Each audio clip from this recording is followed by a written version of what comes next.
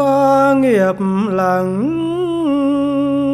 than tịnh, gửi lòng theo tiếng chuông.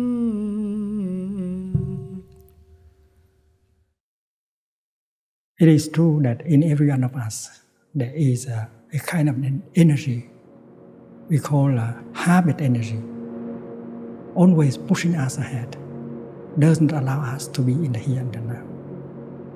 It prevents us to be happy in the here and the now, and we have to recognize that energy every time it comes up.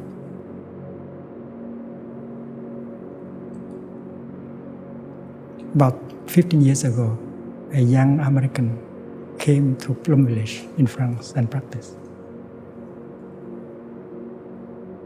He stayed in the upper hamlet with the monks and the laymen.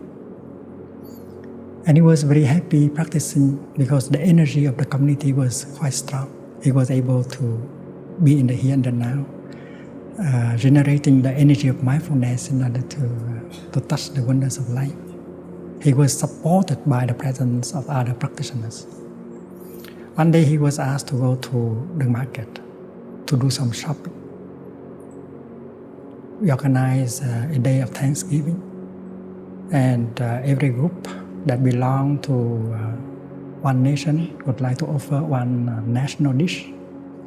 So the American group, I wanted him to go with another person to do some shopping. And when he was in the marketplace, not supported by the Sangha, the habit energy came up again. And he was rushing. He was trying to do everything quickly in order to finish. And before that, during 3 weeks in a row, he did not see that habit energy coming up.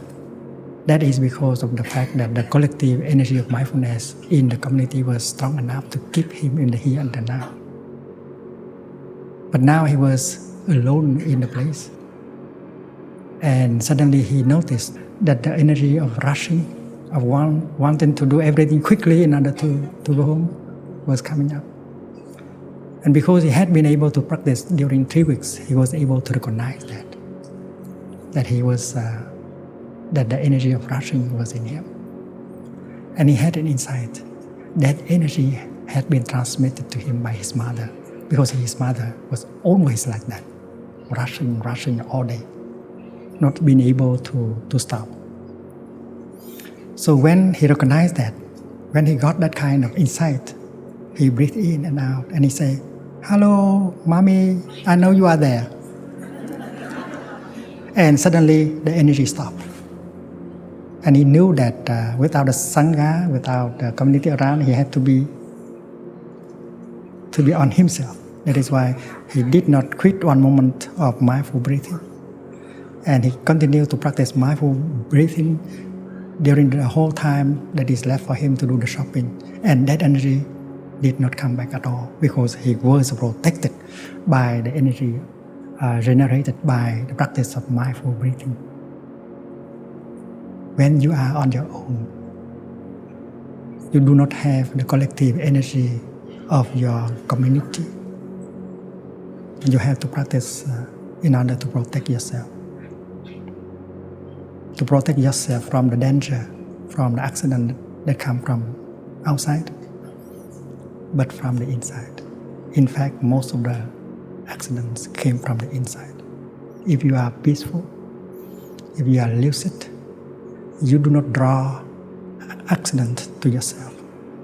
And that is why it's very important to practice being peace, being lucid, in order to protect yourself from dangers and accidents that come at any time.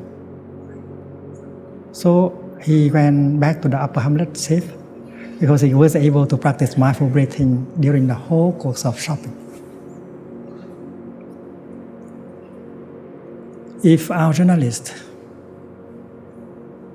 had got some instructions and training, he would have been able to enjoy the work with us.